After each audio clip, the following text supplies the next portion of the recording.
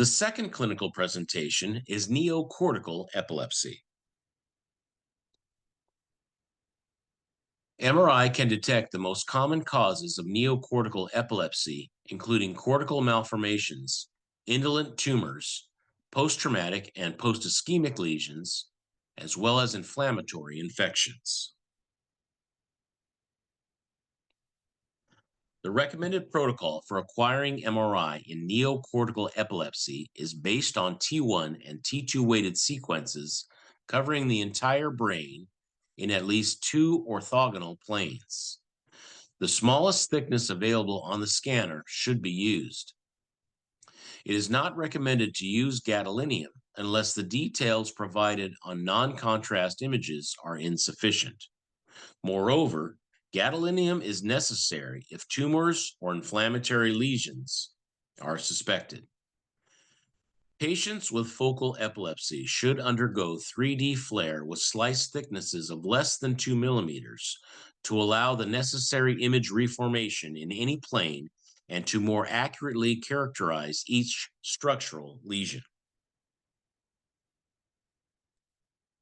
Conventional MRI is not always effective in detecting subtle changes, especially those caused by abnormal cortical development. In these cases, multimodal imaging, such as fluorodeoxyglucose positron emission tomography, or FDG PET imaging, single photon emission computed tomography, or SPECT, or PET MRI using multiplanar reconstruction and curvilinear reconstruction can assess patients with focal seizures more accurately. In addition, if a proper protocol is not used, the subtle structural lesions in patients with neocortical TLE may be missed.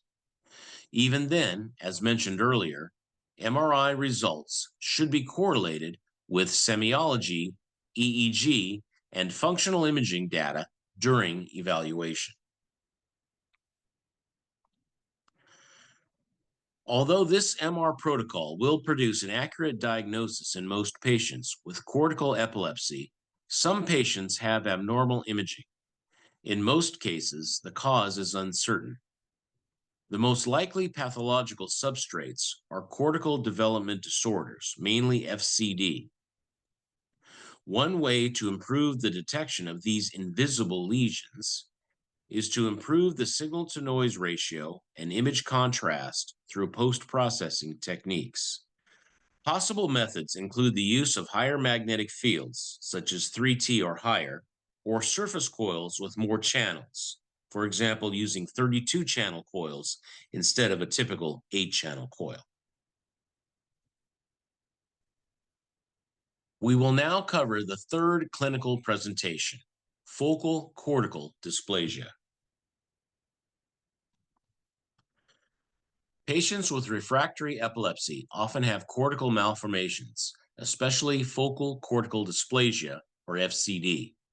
FCD is characterized by a disorder of cortical lamination caused by dysplastic neurons, or eosinophilic cytoplasmic cells, as mentioned above.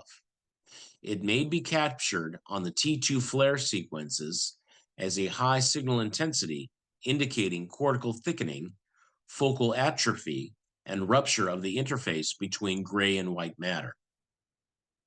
The disease is divided into 3 categories. Type 1, with no dysmorphic neurons or balloon cells. Type 2, dysmorphic neurons with or without balloon cells. And type 3, FCD, due to another disease. Each type has its own subdivision. In FCD type 1 patients, mild white matter hyperintensity and loss of white-gray matter differentiation may be evident in the T2 FLAIR sequence, although many patients with this diagnosis do not show signs of white matter abnormalities. FCD type 1 may also be manifested as a mild focal increase in cortical thickness, as well as abnormal shapes of gyri and deep sulci. In other patients, the disease may be related to focal volume reduction and thin cortex, especially when the temporal lobe is involved. When evaluating MR sequences, these distinctive imaging patterns should be kept in mind.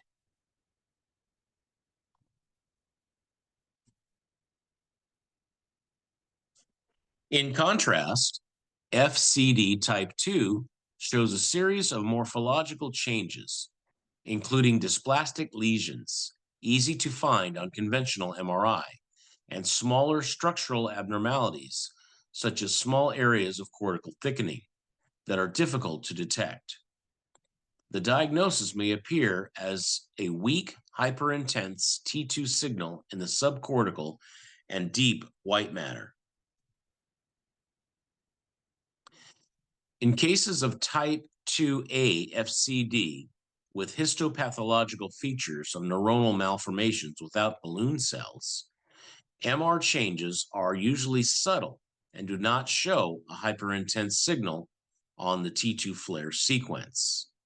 Alternatively, FCD type 2B or Taylor type dysplasia is defined by thickened cortical areas, blurred white-gray material interface, deep sulci, and abnormal cortical gyration.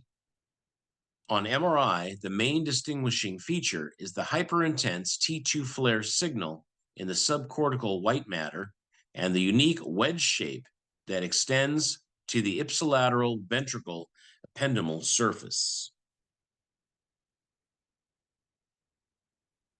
In some instances of type 2 focal cortical dysplasia, the lesion is located at the bottom of the sulcus, complicating the diagnosis and re-emphasizing the need for professional interpretation of epilepsy neuroimaging.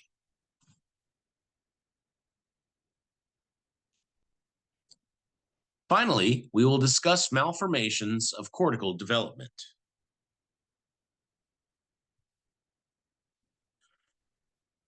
Polymicrogyria is a condition characterized by small, prominent convolutions separated by shallow sulci.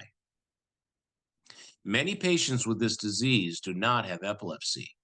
For those who do, drugs can usually control the seizures. Polymicrogyria can be visualized on anatomical MR scans, which can be acquired with low resolution and thick slices.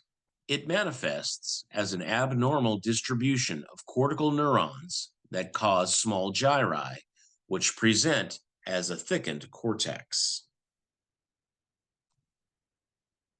The second malformation of the cortex, hemimegaencephaly, is a disease characterized by the growth of hamartomas in the cerebral hemispheres. On MRI, hemimegaencephaly presents as an enlargement of the hemisphere and may be related to ipsilateral ventricle dilation and an abnormal white matter signal that appears hyperintense on T2 flare and hypointense on T1 weighted scans. Areas of pachygyria, polymicrogyria, heterotopia, FCD, and white matter gliosis may also be obvious. Finally, on MRI, schizencephaly is characterized by a cleft connecting the surface of the cortex to the ventricular lumen. Sometimes the edges of the left cleft seem to be juxtaposed with the lumen, which is called closed lips schizencephaly, while in other images, the edges are separated, known as open lips schizencephaly.